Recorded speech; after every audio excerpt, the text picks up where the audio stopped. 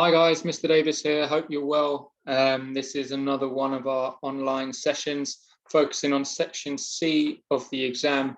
And this one we'll start to look at kind of the second part of that society and sport section that you'll have to take on in the exam. The first one was all to do with the emergence of globalization of sport in the 21st century, working our way through from pre-industrial Britain. And this one is all about the impact of sport on society and also society on sport and the kind of relationship that has developed between the two things there. But before we get onto the details of that, there's a few knowledge recall questions I just want you to tackle. So make sure you've got a pen. I think there's 4 questions, so just take your time to work your way through these. Do it in exam conditions where possible, and try and make sure you have something down for each one of these. So the first one, it's just a multiple choice question. So read that one through and make your decision.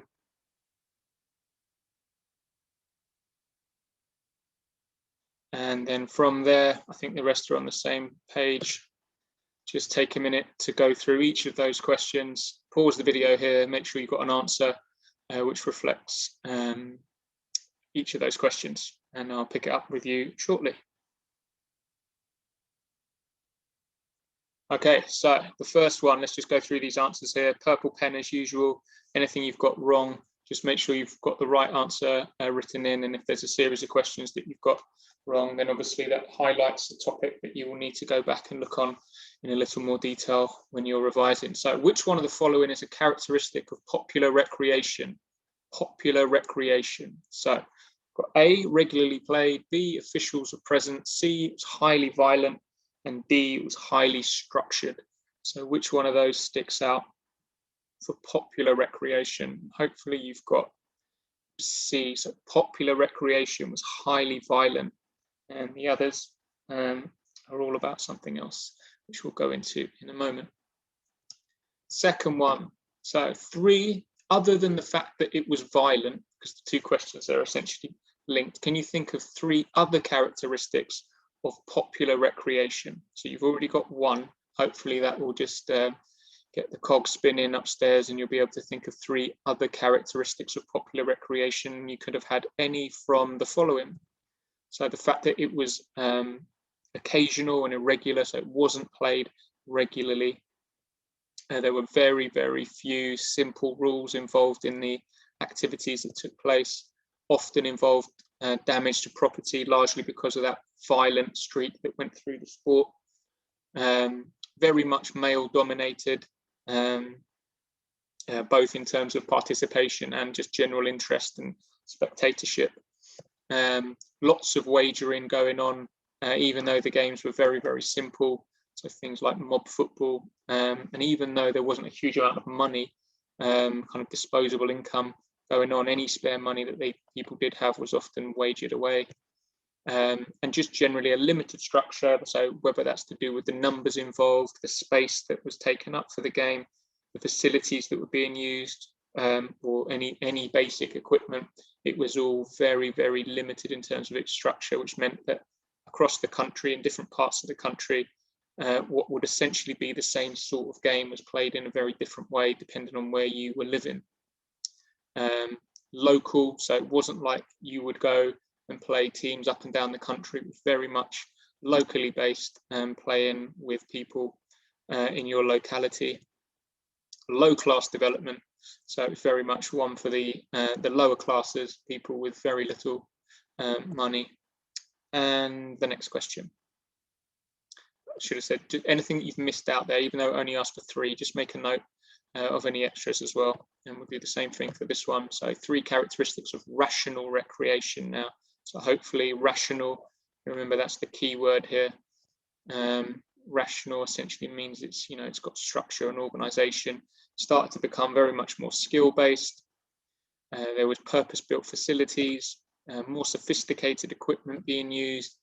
It was regional or nationally played. So as that set of systems became more organized, the games could be played up and down the country, people traveling both to watch it but also to take part in the games.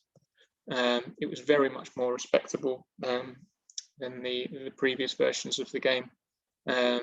regular participation. So it wasn't like on only a few occasions during the year, like during holy periods and holidays and things like that.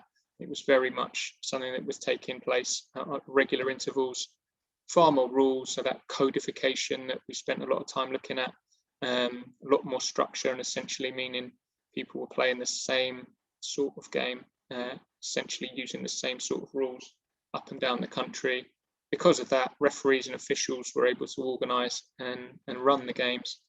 And again, just make sure that you've got any of those that you may have missed off. Just make sure that you're very clear on the difference between the popular recreation in the very early 19th century, that sort of time, then moving through once things started to develop and urbanisation and industrialisation was taking place, things became more rational.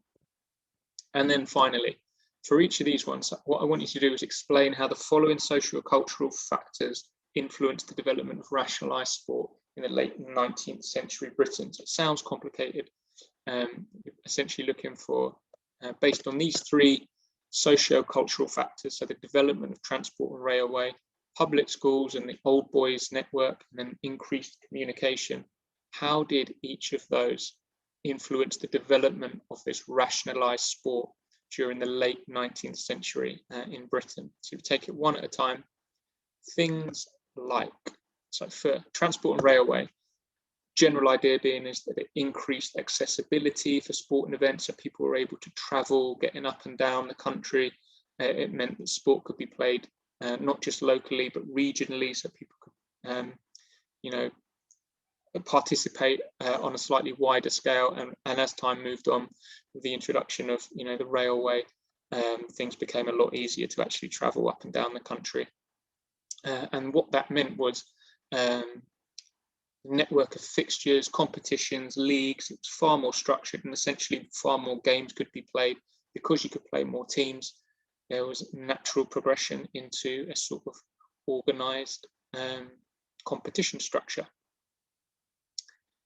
Next one, public schools and the old boys network. So essentially they contributed hugely to the setting up of teams, the development of the national governing bodies. So as these young men that came through from their schools went off to university and they start to codify their games, that group of people, one of the key roles that they might have taken up in society was prominent positions in the national governing bodies for these sports. So for instance, the FA, and it was these old boys that came through, and with their knowledge and understanding of the games, of the rules, and of the competition structures that they might have had during their time in school and at university, that enabled them to put this structure together for a more codified and rational sport being played. And then finally, the idea of communication and the relevance of that. So key thing here is the influence of newspapers. So newspapers supporting that development of literacy. So as more people were becoming more familiar with kind of written communication, and as literacy began to improve, it meant that people essentially become more knowledgeable and more interested and more aware of sport that was taking place. So they were able to follow results. They were able to understand the rules of the game a lot better. They were able to have an interest in teams and particular players, when fixtures were taking place, and what the results were. And it all just, it added to the development of the rationalised sport during this period of time. Okay, there were other socio-cultural factors as well, so it might be worth just taking a minute to think about some of those, thinking about the influence of factories, the influence of the church, and that sort of thing. But yeah, this was just focusing on these three. So brings us to the start of this new topic. So if you just have the title as the Sociology of Sport, and our learning objective is I will learn how sociology impacts on equality of opportunity in society. Sounds a bit wordy. This particular section of the work deals specifically with lots of key terms and lots of definitions that you need to be familiar with. You need to be able to explain and apply to kind of sporting context. So I've just put a couple down here: sociology and society. There's actually lots of others quite similar sounding words that are all based around this idea of sociology, which is essentially to do with people and the understanding of how people interact and things like that. So just make sure you've got that information down before we go on, and have a little think about what you understand from those key terms. What does sociology mean? What is a society? Just take a moment to reflect on that before we move on.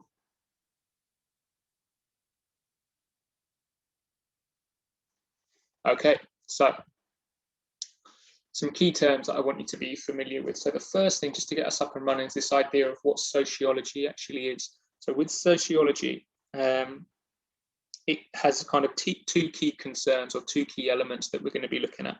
The first one is examining interactions and interdependence. So what that essentially means is the way people live within groups in society, their interactions that they have with each other throughout their lives. So the key element there is that interaction and how they depend on each other to function. And then the second part of it is to do with how this behavior can be controlled. So examining how human behavior can be controlled, and some of the different factors that might contribute towards controlling people as they interact and as they grow and get old and develop as people and groups of people. So just once you've got that down, just take a minute to think about what are some of the significant factors that maybe influence people as they develop as individuals and as groups of people in society. So some of the most obvious ones and some of the more key ones that we're going to be looking at moving forward. The first one being things like family. So the influence of your family is almost always hugely significant as you as an individual, but also as a group of people as they develop. Friends would be another one. So kind of your social network of people around you, and then also school has an enormous influence on you. So your education and the interactions that you have whilst you're developing that side of your life in those early years. So essentially, sociology of sport considers the relationship between sport and society. So it's a bit of a spin-off from just understanding sociology in terms of these two key concerns, the interactions, but also the ability to control people or how people are controlled. And then it's just a kind of subsection of that. Sociology of sport, as the name would suggest, is to do with the relationships between sport and society. So what we now need to look at is, what do we mean by society? So society is an organized group of people associated for some specific purpose or with a shared common interest. Just make sure you've got each of these definitions down, because there are questions in the exam that specifically ask for these definitions. So human society, a group of people involved in a persistent, so ongoing interpersonal relationships, often large groups of people in the same sort of area. Usually they often like a similar political authority and cultural expectations. So the same sorts of people often kind of grouped together. And essentially within all of those people, society is essentially made up of all of the different relationships within that group. The sum total of those relationships is essentially what society is. And the relevance of sport is that success in sport is often seen as a way of measuring status of society. So just take a minute to think about that. Success in sport is often seen as a way of measuring status of society. Can you make a list of sporting examples that support that statement in purple there? Success in sport is often seen as a way of measuring status in sport. So what sporting examples can you think of which signify status and authority and power? Okay, so maybe one of them might be something to do with the Olympics. So the Olympics, whilst it is now a sporting global event which involves a huge number of countries, it tends to be dominated by a certain few countries that pick up the bulk of the medals. And when a team does well in events like the Olympics, that's not just sporting success there, but it has implications as to how that society, so the whole nation, is viewed on a world scale. So, for instance, during the 2012 London Olympics, when Britain did really, really well and came third in the medal table, that was seen as a time of kind of global success for Great Britain. And it was largely down to the success that they were having in the Olympics and the kind of the showpiece nature of hosting the Olympics. Another one might be something to do with, for instance, in cricket, you've got the Ashes and the relevance of that rivalry between England and Australia, and that has a huge national relevance. So when England are doing well during those contests, generally seen as a period of success for the nation as a whole. So partly because Australia was a former colony, so England had some sort of had control over that up to a point. And so when Australia win, it's almost a way of them saying, you don't control us anymore. We're a kind of independent, successful country, and vice versa. So when England win, it's almost like they're dominating the country that they've always held power over. And then one of the other ones might be to do with the competition, just the general competition between USA and Russia, particularly with the Olympics. It's often described as a war without weapons.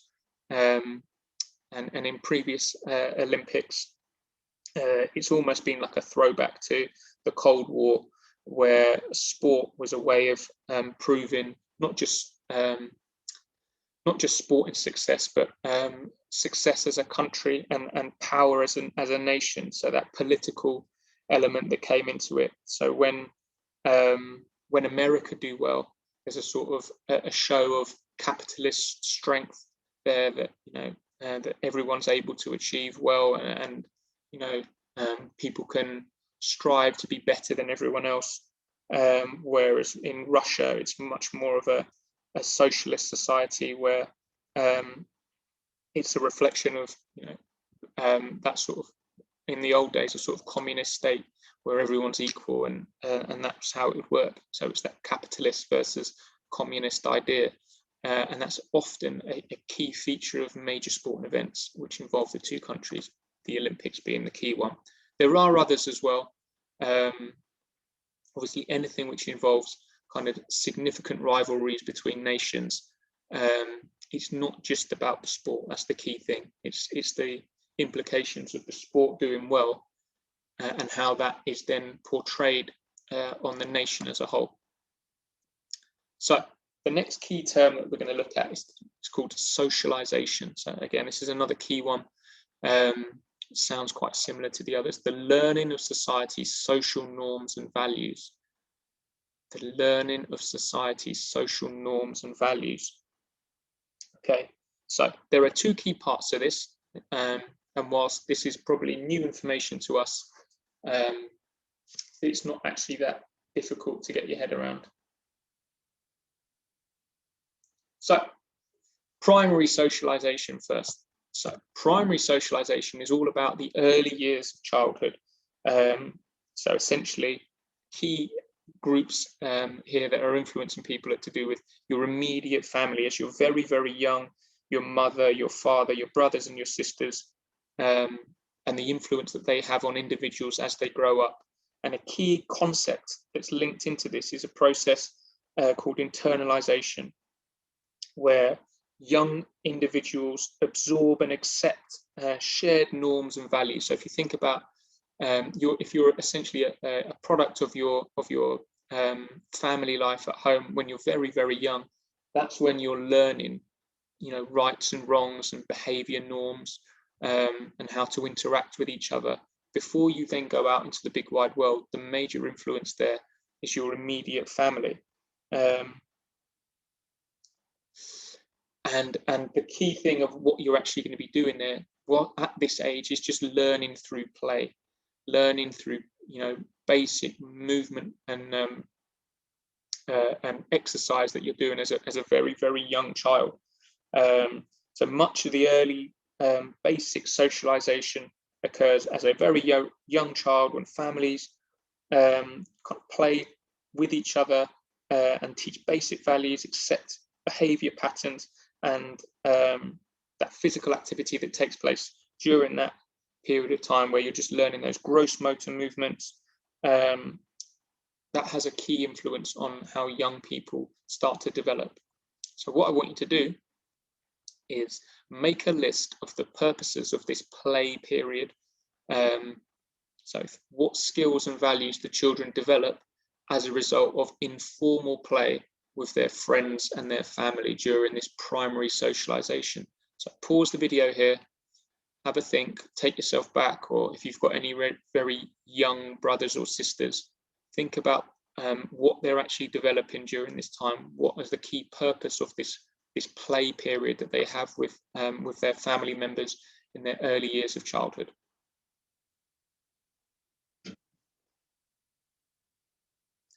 Okay, so let's just go through some of them. So amongst others, you could have had things like just the basic improvement in physical skills of coordination, of learning to use your arms and legs, and catching and movement control.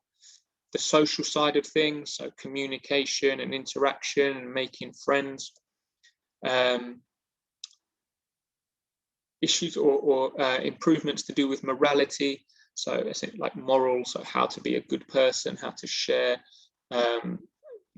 all of those basic things which you almost take for granted, but that is a key part of that primary socialization. Improved safety and awareness of things around you.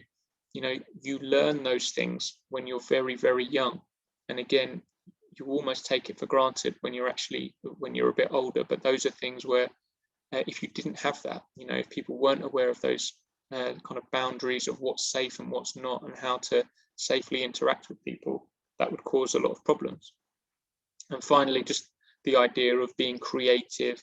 And a lot of emphasis now with young people is not about kind of strict regime when they're younger. It's about creativity and being free to explore things and learn at their own pace, rather than forcing things on them. So that creativity, those cognitive, that thinking skills and decision making, and learning what to do and when they're going to do it, those are all things that develop during this primary socialization. Okay, the next part of it is to do with secondary socialization. So you can probably guess that's the stage that comes next, and it's the later years. So in your teenage years and during your kind of early adult life, that is known as secondary socialization. And rather than just your immediate family, the key influences here are maybe your friendship groups, so your peers and the people around you. But also a hugely significant factor here is now, rather than just being at home with family, you are with young people of similar ages at school, and the influence of school is significant. And one of the key things that you're going to be doing at school is the interaction with other boys and other girls. So this concept here of gender socialization, the act of learning to conform to culturally defined gender roles through socialization. This in itself is something that we'll look at in a little bit more detail in a minute, but worth making a note of here, because it's a key part of secondary socialization. But you would note it down in an exam question, certainly in a longer exam question. You just note that down as a separate element to socialization. So you've got primary socialization and secondary socialization. Gender socialization would take place more during the secondary stage, but it's something that you would comment on in its own right, and we'll go into detail about it in a minute. But before we do, again, just another task, just as you did before, make a list of the purposes of PE during this period. So when you're at school, obviously one of the key sporting links here is that you are going to be taking part in PE lessons and involved in sport and extracurricular things. What skills and values do these children develop as a result of their experiences in PE in secondary school? So this is relevant to you now. Probably make an enormous long list But what are the key things? Why do we do PE? What are the benefits of doing PE? Just pause the video here, try and make a list so you can get at least 5 things noted down, the values of PE. Okay, and once again, we'll just take a little look. So you can add to these, add these to your lists. So essentially, improved health and fitness, that's a primary benefit of doing PE, where you're working on your general fitness, but also maybe sport-specific fitness, physical skills and competencies. So being able to understand like how your body works and the coordination element that's required in certain activities. But again, social skills, and maybe as you get older, the leadership element of PE that has a significant influence on things in your life moving forward.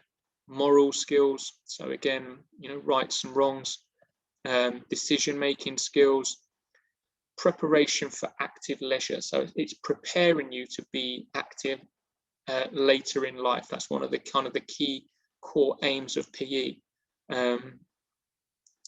where it's not just about keeping people busy during the ages of 11 to 18, and then people just tail off.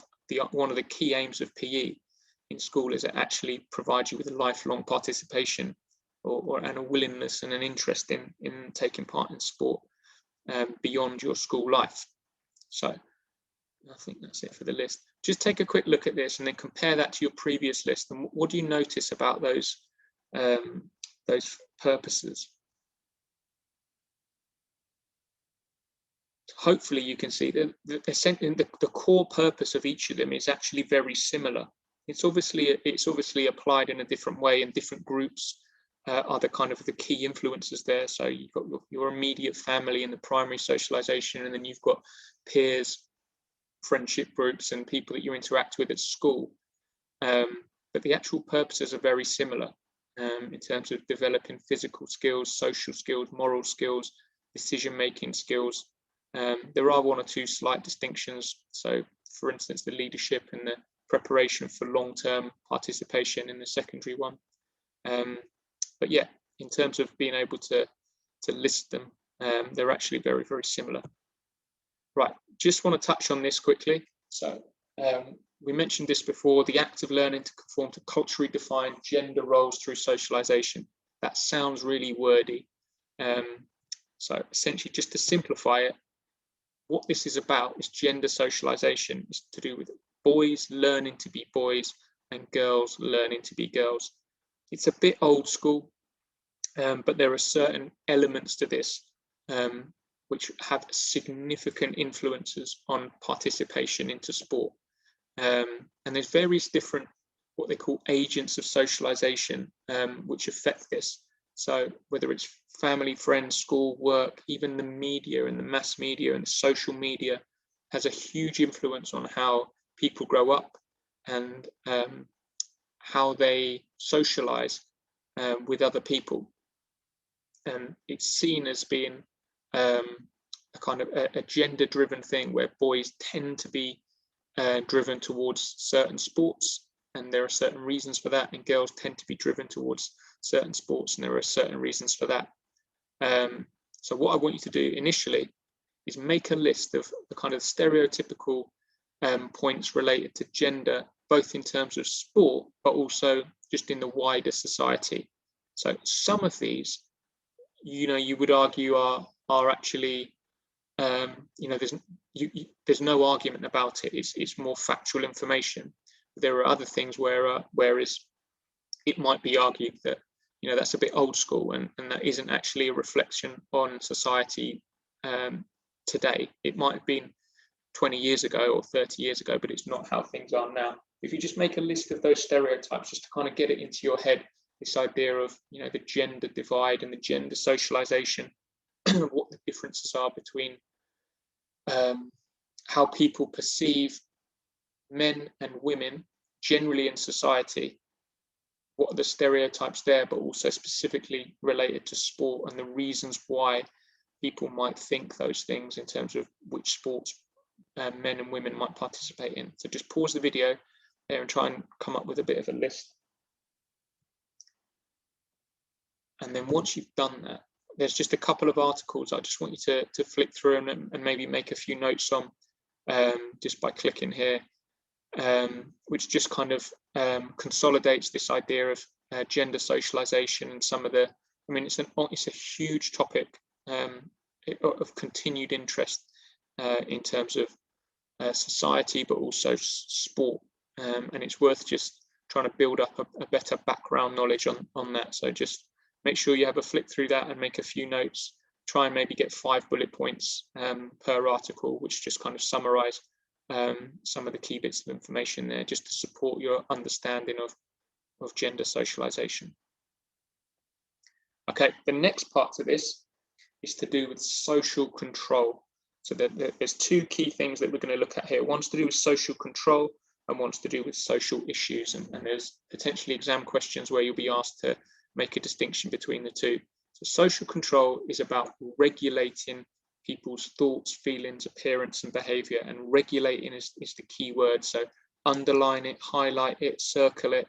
That's a really important word, excuse me, that you use in the definition here. So there can be positive elements to this, and there can also be some negatives. So in terms of the positives, one of the key concepts here that we're thinking about is the idea of these institutions. So institutions is like it's an established organization, whether it's a religious type thing, an educational thing, something social, but an institution which is an organized establishment. So for instance, whether it's your family, your school, your work, and they work together to maintain, order and social control in society, and a successful, fully functioning society has these institutions effectively built into them. So people grow up and develop and become part of a positive society. And they all work together to try and make sure that happens. However, there are negative elements here, and it's the negative elements that are maybe more relevant to what you would get asked questions about in the exam. So it's some social processes that limit opportunities to engage in sport. So essentially, there are barriers that prevent an equal participation in terms of sport. Now, one example might be something like a husband who might not approve of his wife taking part in more physical sports such as rugby. They might not be completely against sport altogether, but it might be that their preferences is more geared towards their wife playing something like badminton, which is seen as a less physical, almost a less male sport. And it's these influences and this social control that is an undercurrent in elements of society which influence people's participation and how they interact, how they engage with sport and with each other. So what I want you to do is, can you think of any other examples of where kind of a negative social control has influenced not just women, although women are a key group, and it might be that you can think of other examples where there's negative social control on women's participation, but it could also be to do with other social groups like disabled people, unemployed people, single mothers, part-time workers. It could be any number of different social groups. So if you think of kind of the subdivisions within society and the different sort of social groups that are part of society, what examples are there of negative social control? Have a little think. So you might be thinking, it might be things to do with the media, for instance. It might be things to do with a lack of role models for individuals. It might be to do with kind of the influence of school and the experience that people have when they're at school, and how that leads young people to start to make certain choices about sport and sport participation. So there's lots of different things, but the idea is negative social control regulates people's thoughts and feelings. So it has an influence on how people feel about their own appearance, how they should behave in society, how they should maybe dress, what sort of sports that they might take part in. So the obvious examples are women not necessarily taking part in a range of different male-based sports, and the reasons why they do that are wide and varied. And try and think of maybe some of the different reasons why girls tend not to play so much rugby and football, and why boys tend to not do so much gymnastics and things like that. Okay, so one of the key elements here is that social control from your peers and the media to look feminine and to maintain a slim appearance, avoiding sports which require muscular development. So things like boxing, things like rugby, and the influence that young people might have to think that those just aren't sports that maybe girls should or can successfully take part in. Now, we're now in a period of time in society where those views are being challenged, and it's a good thing that girls are able to participate with enormous success in those sorts of sports. But there's still an undercurrent kind of a feeling and pressure in society that those are things that maybe girls should not take regular part in. And that's a key influence on participation. So the next part of this is to do with social change. So social change is significant changes in social behaviours and cultural values. And that's the first part of your kind of definition, significant changes in social behaviours or cultural values. And then the second part of it is over time that has like a long-term impact. So it's not just a splash in the water and then it just goes back to what it was like previously. Social change is to do with like major changes that happen that influence social behaviour over an extended period of time. So it has long-term effects. It's important you just make the distinction between the two parts that are required when you're describing that. Now, this is only possible with the influence of decision-making groups. So you can't have social change when there isn't an influence within powerful groups. So things like national governing bodies, councils and politicians and kind of leading members of key establishments. It's very difficult to establish change on a significant level without the influence of key people in society. And the reason for that is that the institutions have to adjust. If it's going to affect a huge number of people, they have to adjust to meet the needs of these new groups. Otherwise, it's just a problem that's maintained. And whilst certain individuals might be able to find a way around it, it's actually the more significant problems that need to be dealt with. And you have to have institutions that are dealing with these things.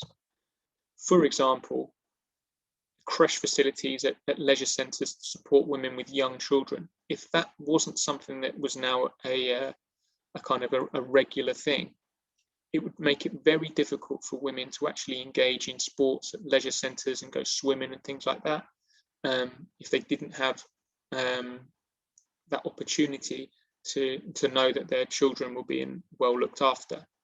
And there are certain campaigns and certain initiatives that you need to be aware of. Now, one of them, which you probably are aware of, is the This Girls Can campaign. And I've put a little link here just to give you an idea of, there's various different adverts, and it's worth not just watching this one, but a number of them that you'll be able to see links to once you've clicked on this one, just to get an idea of, what's the campaign, what's it about, what's it striving to achieve, and who's it targeting. So the questions that you might get asked about social change are just the definition of it and examples of initiatives that target social change. This Girls Can, the campaign, is one example. What I want you to do, and this might take a little bit of time, don't rush this, research examples of where sporting initiatives have tried to bring about social change in a positive, positive way. So think about, again, the different user groups and different social groups with low participation levels. So the different groups within society that might not for various reasons, be taking part in regular sport, whether it's the elderly, disabled, women, young mothers, unemployed people. Those are all groups of people that would traditionally not be taking part in regular sport and activity. What I want you to do is research, and I've not got a slide that then comes up with all the answers, so I want you to educate me, and we can share these examples. Can you find sporting initiatives and ideas that people have put into action that try to bring about a social change in the same way as this Girls Can campaign has done for women? Try and, it doesn't have to be an epic piece of work, but try and give some detail about what's involved and how it goes about trying to make that change for a particular social group. So pause the video here, spend a bit of time doing that. It might be something that you actually finish at a later point once you've gone through the rest of the presentation, but just give yourself at least 10 minutes now just to research a few different initiatives that try to bring about that social change.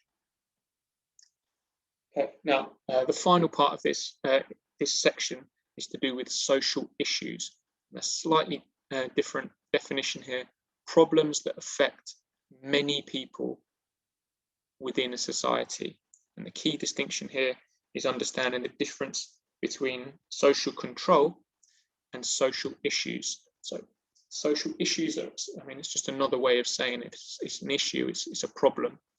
And the key element here is that it's based on inequality, where resources or opportunities are distributed unevenly within a society. That's what inequality is in terms of social issues. Resources or just general opportunities are not evenly distributed within society.